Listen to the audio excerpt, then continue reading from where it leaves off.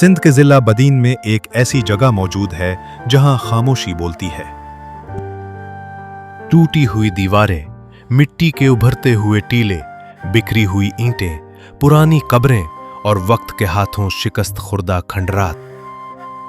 पहली नजर में ये एक आम वीराना महसूस होता है, लेकिन अगर आप उन खामोश दीवारों से उनकी कहानी पूछ सकें तो शायद वो आपको एक ऐसे शहर का किस्सा सुनाएं जो कभी सिंध के अजीम तरीन मराकज में शुमार होता था।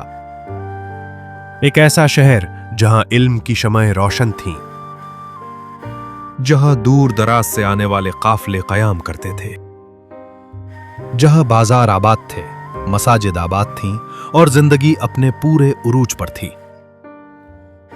मगर आज इस अजीम शहर का नाम तक बहुत कम लोग जानते हैं। कुछ साल पहले बारिशों और सैलाब के बाद यहां जमीन के नीचे दफन इंसानी ढांचे और हड्डियां भी सामने आईं। जैसे सदियों से दफन एक तारीख अचानक दोबारा सांस लेने लगी हो। आखिर ये जगह है क्या? ये शहर कौन सा था? और अगर ये वाकई इतना अजीम था तो फिर आज उसकी हालत ऐसी क्यों है? द अनसीन वर्ल्ड में खुशामदीद।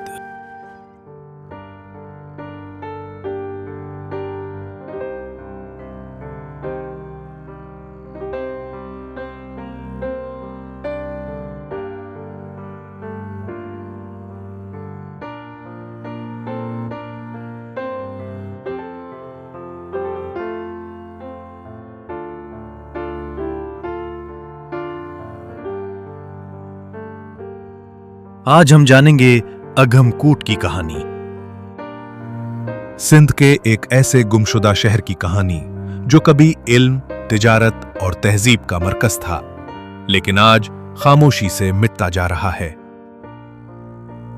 अघमकूट का जिक्र सिंध की कदीम तारीख में मिलता है। तारीखी किताबों चचनामा, तुहफतुल किराम और बाद के कई तारीखी हवालों में इस शहर का नाम मौजूद है। ये कोई मामूली बस्ती नहीं थी, बल्कि अपने दौर में एक अहम इल्मी और तिजारती मरकज समझी जाती थी। मौजूदा बदीन के करीब वाक़ई ये शहर एक ऐसे जमाने में आबाद था जब दरियाए सिंध की शाखें इस इलाके को जिंदगी बख्शती थीं। इन्हीं दरियाई रास्तों के जरिए तिजारत होती, काफिले आते जाते और शहर तरक्की करता गया। आज जब हम इस वीराने को देखते हैं तो यकीन करना मुश्किल हो जाता है कि कभी यहां जिंदगी की ऐसी रौनक हुआ करती थी। अघमकूट का जिक्र करते हुए हमें सबसे पहले यह समझना होगा कि यह कोई मामूली बस्ती नहीं थी। आज अगर कोई मुसाफिर इसके खंडरात के पास से गुजरे तो शायद उसे चंद टूटी हुई दीवारें, मिट्टी के टीले और वक्त के हाथों शिकस्त खुर्दा आसार ही दिखाई दे, लेकिन इन्हीं खामोश खंडरात के नीचे सदियों की एक तारीख दफन है। तारीखी किताबों चचनामा और तुहफतुल किराम में इस शहर का जिक्र मिलता है। इन हवालों से मालूम होता है कि अघमकूट सिंध के इन शहरों में शामिल था जो अपने जमाने में अहम हैसियत रखते थे। ये मौजूदा जिल बदीन के इलाके में वाक़ था और इसके करीब से दरियाए सिंध की एक शाख गुजरती थी। यही पानी इस शहर की जिंदगी था, यही इसकी तिजारत का जरिया था और यही इसकी खुशहाली की बुनियाद बना। इस जमाने में दरिया सिर्फ पानी का मंबा नहीं होते थे, बल्कि रास्ते भी होते थे।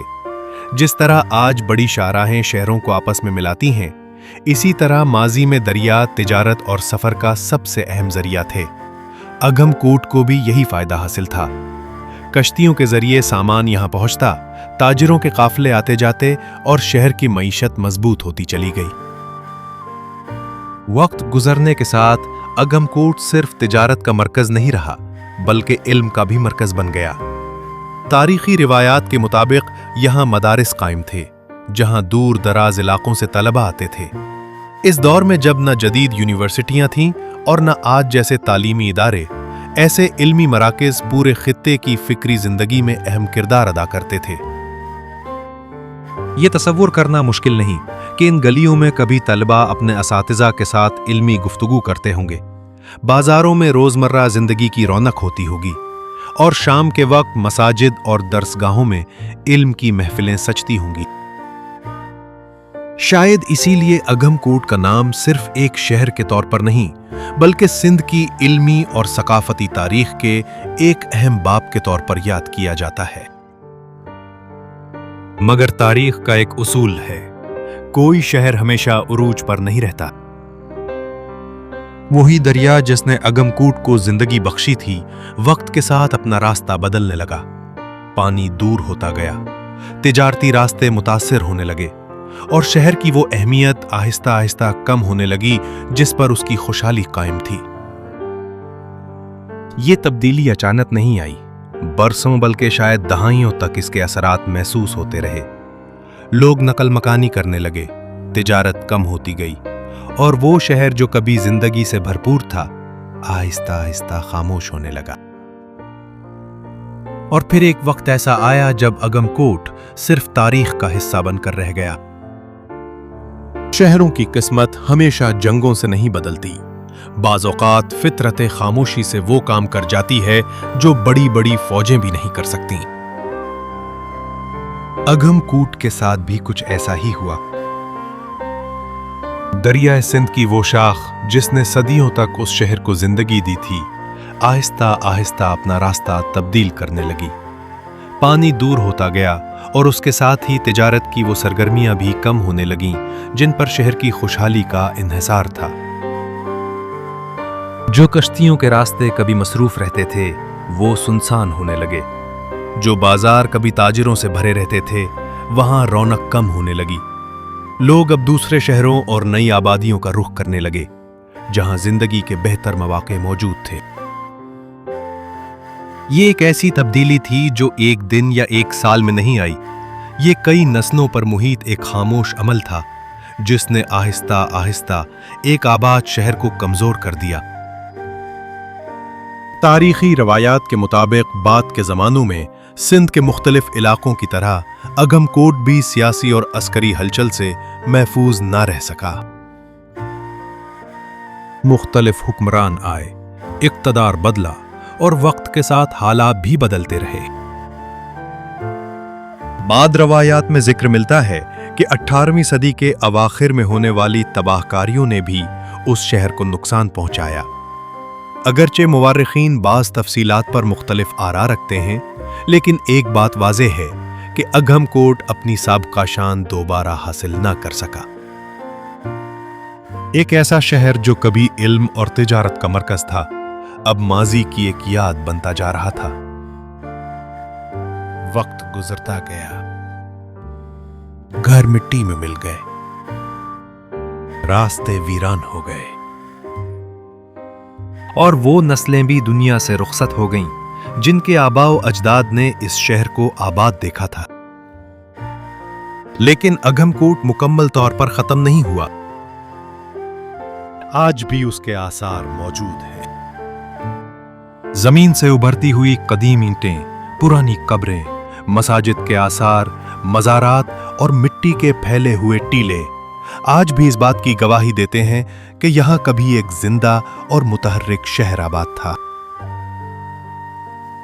جب کوئی شخص ان کھنڈرات میں کھڑا ہوتا ہے تو اسے محسوس ہوتا ہے جیسے وقت اچانک سست ہو گیا ہو، ارد گرد خاموشی ہوتی ہے، لیکن یہی خاموشی صدیوں پرانی کہانیاں اپنے اندر سموئے ہوئے ہے۔ اگم کوٹ کے کھنڈرات میں آج بھی ایک عظیم مسجد کے آثار موجود ہیں۔ وقت نے اس کی چھتیں گرا دیں، دیواروں کو زخمی کر دیا اور میناروں کو خاموش کر دیا، لیکن جب کوئی ان باقیات کے درمیان کھڑا ہوتا ہے تو یوں محسوس ہوتا ہے جیسے صدیوں پہلے دی جانے والی اذان کی بازگشت اب بھی ان دیواروں سے ٹکرا رہی ہو، جیسے یہ مسجد آج بھی اپنے نمازیوں کا انتظار کر رہی ہو اور اپنے سنہرے دنوں کو یاد کر رہی ہو۔ کہا جاتا ہے کہ اگم کوٹ کے آثار کبھی تقریباً 200 ایکڑ سے زائد رقبے پر پھیلے ہوئے تھے، لیکن وقت، موسم اور انسانی بے توجہی نے اس عظیم ورثے کو مسلسل نقصان پہنچایا۔ مقامی روایات کے مطابق کئی لوگوں نے پرانی اینٹیں نکال کر اپنے گھروں اور دوسری تعمیرات میں استعمال کر لیں۔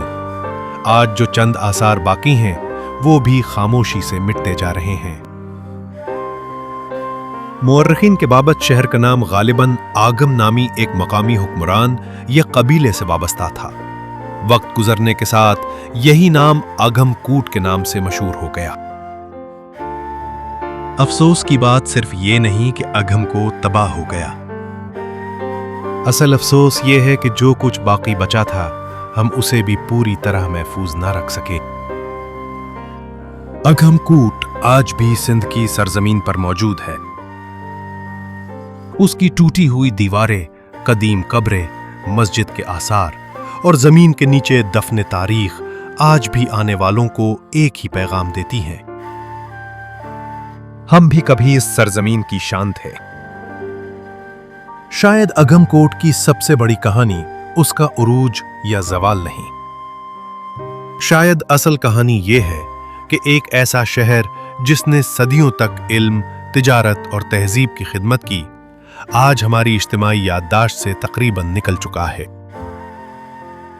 हालांकि ये सिर्फ ईंटों और मिट्टी का ढेर नहीं, ये उन लोगों की यादगार है जिन्होंने यहां जिंदगी गुजारी, इल्म हासिल किया, तिजारत की, इबादत की, ख्वाब देखे और अपने बच्चों का मुस्तकबिल बनाया। और जब ऐसे शहर खामोशी से मिटने लगते हैं तो दर हकीकत हम अपनी तारीख का एक हिस्सा खो रहे होते हैं।